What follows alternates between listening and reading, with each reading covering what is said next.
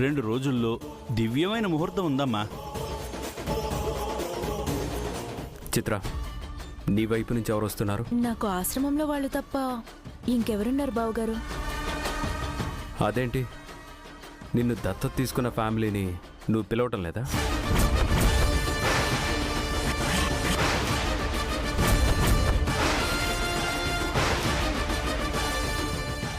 దత్తత తీసుకున్న వాళ్ళ అంటే ఏంటి?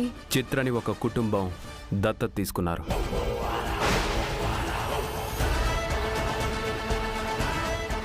ఏం మాట్లాడుతున్నావు అన్నయ్య? చిత్రం దత్త తీసుకోవడం ఏంటి? చిత్ర, మా అన్నయ్య చెప్తుంది నిజమా?